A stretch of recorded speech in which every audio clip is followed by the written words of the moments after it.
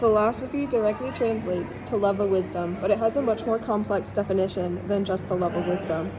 Plato initially described philosophy as a unified field that can be viewed as a whole. However, Aristotle proposed that philosophy is more like a tree made out of several Holy moly! However, Aristotle proposed that philosophy is more like a tree made up of several branches. Aristotle builds off of Plato's idea by separating the concept of philosophy into 5 main branches: metaphysics, aesthetics, logic, ethics, and epistemology. Metaphysics is the study of reality. This includes focusing on questions such as existence and being. Aesthetics is the study of nature and art. Logic is the study of valid argumentation. Ethics is the study of morality and covers concepts like good versus evil. Epistemology is the study of knowledge and what limits our ability to understand. Each branch of philosophy contributes to the understanding of the other branch. By breaking Plato's definition of philosophy into smaller parts, Aristotle paves the way for great thinkers to add onto his concepts. One of the most remarkable thinkers of our world was Socrates. He built off of Aristotle's beliefs and simplified the concepts of the soul into an easy analogy that allowed more people to think deeper about themselves and their soul. He believed that Socrates was able to simplify an immensely complicated subject and make it more accessible for more people. Socrates famously said, "The unexamined life is not worth living." This is one of his core beliefs. Understanding thyself was Socrates' highest belief. Socrates believed that to be alive, you must be able to reflect and experience.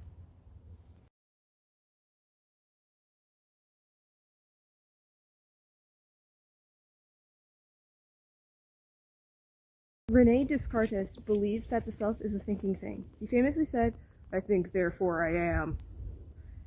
He argues that the self is separate from the physical body, that the soul makes up the self. To exist, you must have a self, and to have a self, you must be able to think.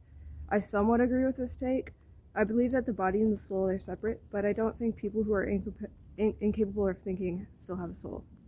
John Locke's definition of the soul is that the soul is made up of experiences, that your life is shaped by your actions and reactions. I agree with this view, since I do believe my actions and my experiences make me who I am. David Hume describes the self as a multi-layered entity.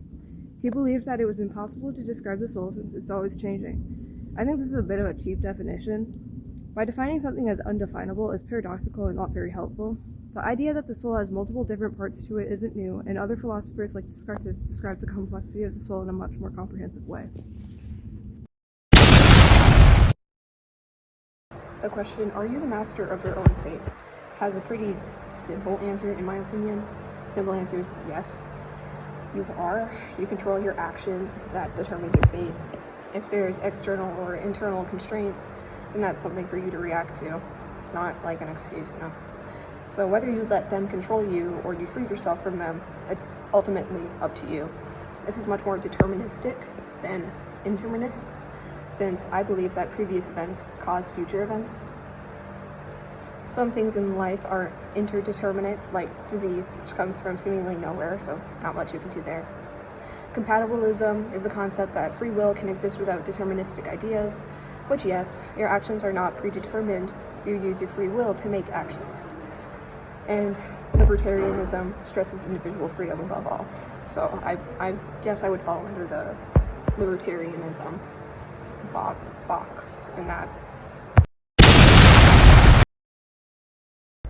So now we got some questions. I'll answer them, and then I'm going to ask someone else, and I'll get their answer, and we can compare and contrast what they think. So, first question I'm going to ask is studying philosophy a worthy endeavor? I said yes. Studying philosophy helps us reflect and understand ourselves, which makes us have a more worldly and deeper understanding of life. Pretty simple. The second one, the unexamined life is not worth living. This is Socrates' quote. The idea that the unexamined life is not worthy, it's life but not alive. It's like, if you don't examine your life, are you really alive? To live is to question and experience things, and if you can't do that, then are you really alive? That's kind of my take on it. So I don't even think the unexamined life is technically alive. Third question I'm going to ask. Existence and structure of a soul make a difference. Now, I believe that believing in a soul doesn't really make a difference to most people unless it falls under their religious beliefs somehow. The existence or structure of a soul subsequently follows that the existence or structure of a soul follows the belief that you don't need a soul to live. Wait. Oh my god. The structure of a soul, it doesn't really matter how it is. It's not something we can comprehend. It's one of those things that we can try to think about, but ultimately we're probably not going to be able to understand it. So coming up with these structures and these different forms of it and the steps and separating it down, that can help us understand it, but ultimately a soul is something above us. It's something that we cannot fully comprehend. So I don't believe that we can really understand the soul too much, just since it's such an abstract concept. Next question is, you are the master of your fate. I answered this question previously, but I'll say it again because I'm going to ask I'll say it slower, or not slower, but faster, but I'm going to ask the person about it too. So I believe, yes, you make your own decisions.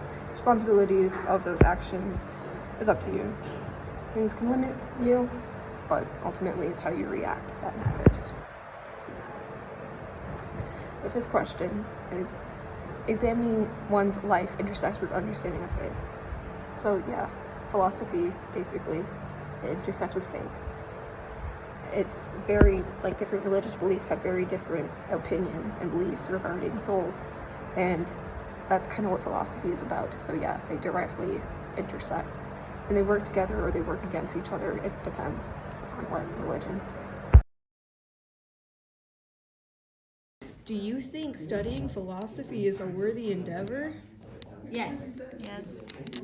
Do you think the unexamined life is not worth living? What? Quite. Do you think the unexamined life is not worth living? What does that mean? It's a Socrates quote. Yeah, but what does it mean? What? Like, if you don't examine your life, are you still alive? Like, if you don't understand being alive, are you still alive? That's not live, I believe. So no. Okay, fire. You are alive if you Yeah, you're just not- you're- because you don't examine it, but like I don't like I feel like you should examine it. Okay, fact. Do you think the existence and structure of a soul makes a difference? What is making difference? The structure of a soul. Or The what? existence of a soul. Do you think it matters if you have a soul or not? Yeah. Yeah. No. Oh. I don't care what's in me, high key. Call me like life goes on living. Like if you don't have a soul, like that's a very like figurative thing. You know what I mean?